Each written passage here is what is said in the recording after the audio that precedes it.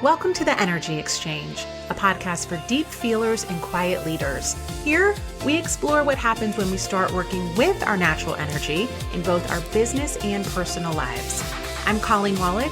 I'm a highly sensitive professional who spent years untangling patterns of overthinking, people-pleasing, and playing small just to feel safe. Now, I help others like me step more fully into their power without losing the superpower of their softness. We don't have to be loud to be seen, and we don't have to push to be powerful. Everything is energy. Let's start this exchange. Welcome into this week's episode of the Energy Exchange. I hope you're having a great week and a great start to 2026. I'm traveling this week. I'm actually on week 3 of travel, so I'm a little anxious to get back home to some structure, but I will be going back with a very enviable tan for January in Montana, so that's pretty cool. So in keeping with my podcast schedule, guys, I am recording this from the closet of my hotel room in Fort Lauderdale, so hopefully the audio isn't too chaotic, but we're going to let good enough be good enough this week. Hope you had a great holiday, however, whatever you celebrate.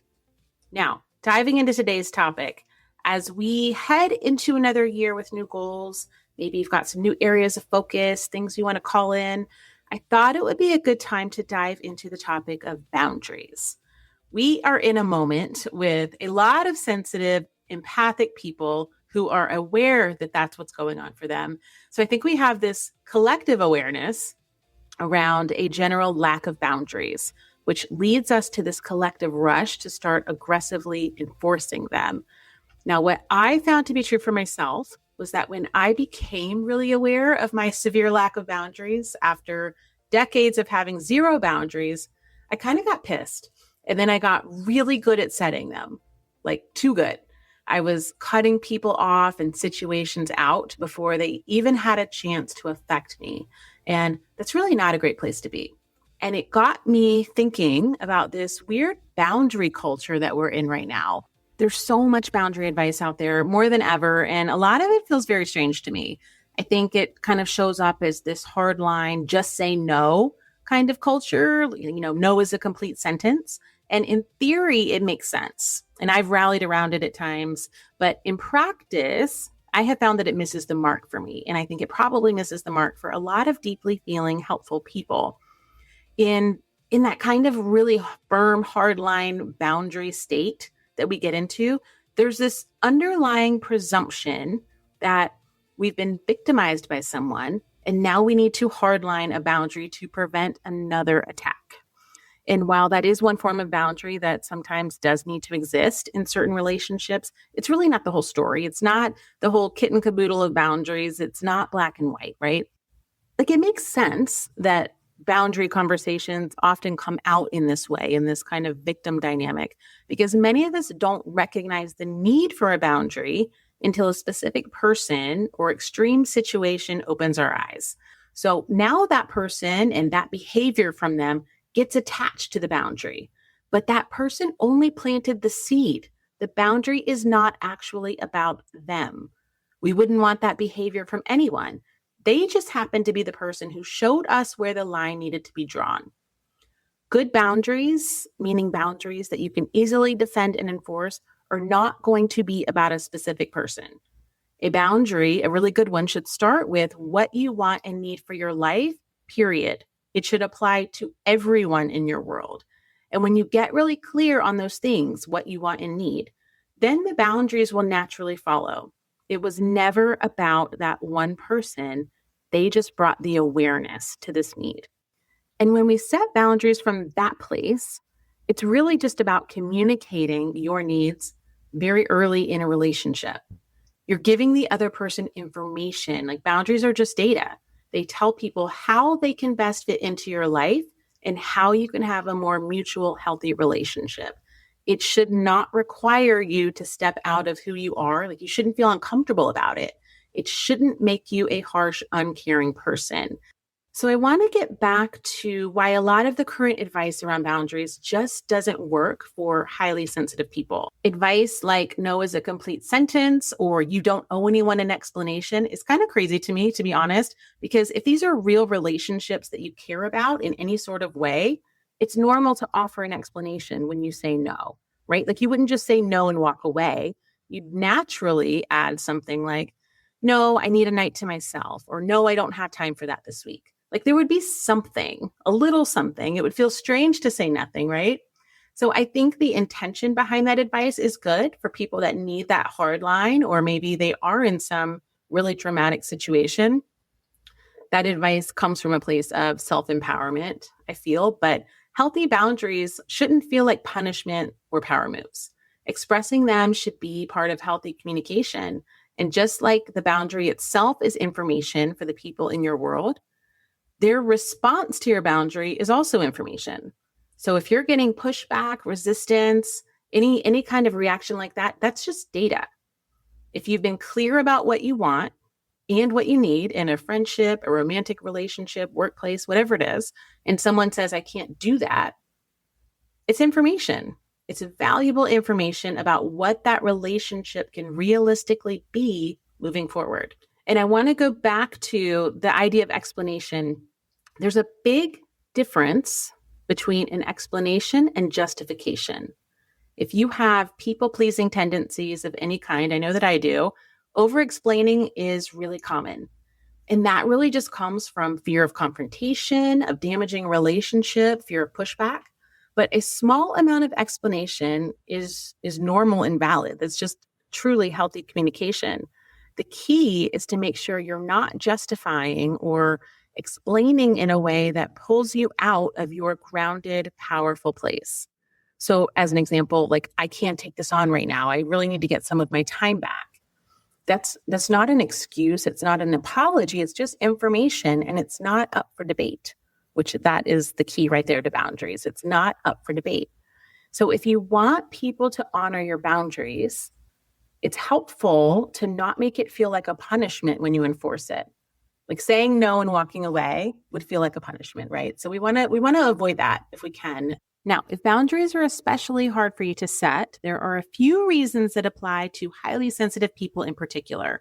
The obvious layer is that we naturally pick up on other people's feelings. So when we set a boundary, we're not just considering how we will feel in that moment.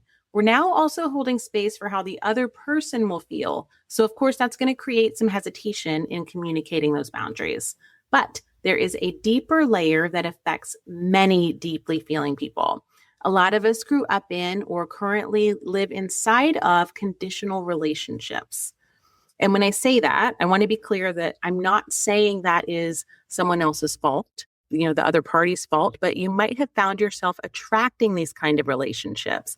And what that means is praise, affection, support can be contingent on being helpful or agreeable. Or on the other side of that, maybe when you've said no in the past, someone withdraws from you, they punish you, or maybe there was just some tension. So it's that kind of like tit for tat dynamic.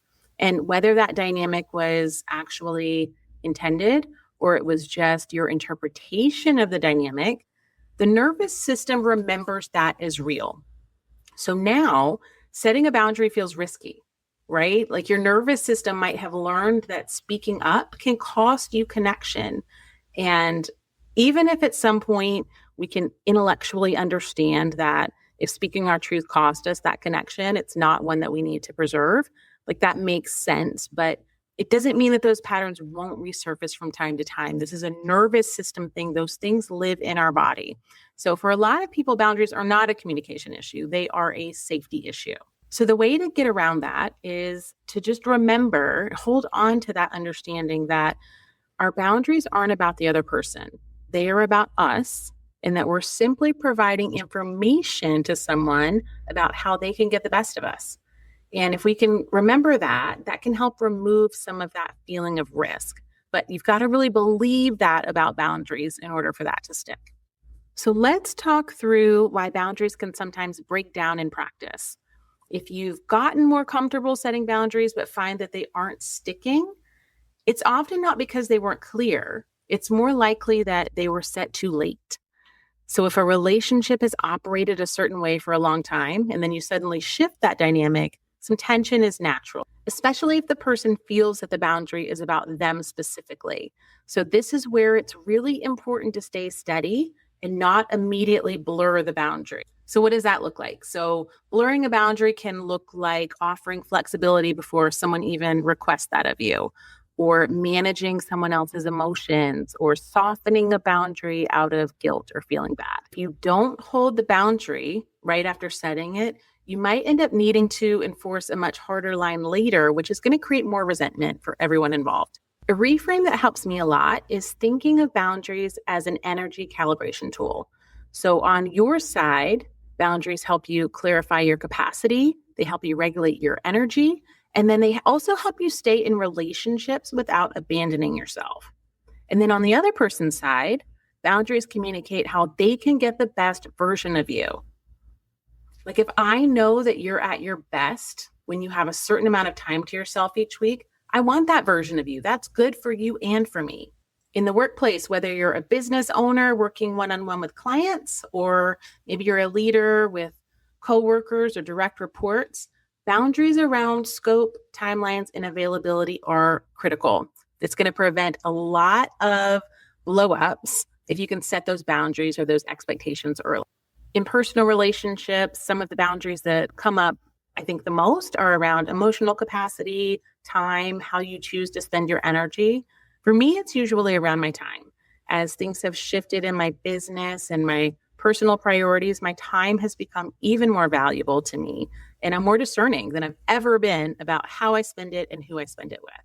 But when boundaries are established early in an engagement, you're not going to need dramatic boundary conversations later. People are just going to know that that's how you operate. So set expectations clearly from the start wherever you can. The best boundaries happen when they already exist. They are not existing because of a specific person or situation. We are just very clear on what we want and need in our life. So here's a boundary check that I like to use before saying yes to something, or if I feel like something might encroach kind of what I need for my life. Number one, am I choosing this, or am I trying to avoid discomfort? That's a big one. Next up, is this yes genuine and authentic, or am I trying to avoid potential fallout? And then if it's the latter, that's a sign that a boundary conversation might be needed. Another helpful question, what will this cost me tomorrow? If one of my boundaries is needing more nights to myself to stay on top of my work, stay fresh, and I get an invitation out tonight, I have to ask myself, am I saying yes because I genuinely want to do this, or because I don't want to deal with any fallout? And how will this affect my plan for tomorrow? That's just a simple filter to make sure I'm staying in integrity with my boundaries and in what I want for my life and my work. And if there's any friction there, I need to either say no or offer a modified yes that makes sense for me. Again, boundaries are just about what you want and need for your life. They are not about other people, but they do require communication so that others know what you can and can't do and how they can exist in your world with you. You don't have to live in defense mode with no is a complete sentence. That posture can actually create really unnecessary resentment, and clarity is what we are aiming for here, not resentment, not difficult conversations. If boundary advice has never quite landed for you, it's probably because you're wired for depth and nuance, which can make black and white rules, especially around feelings and communication, feel very unnatural. The main takeaway is get clearer earlier. And that requires knowing what you do and don't want for your life. Boundaries can only work when that clarity is there. And when that's communicated early, it prevents resentment and eliminates the need for confrontations later. Boundaries are just information. They're data points for you and for the people in your world. And removing some of that emotional charge around boundaries and seeing them in that way has helped me tremendously.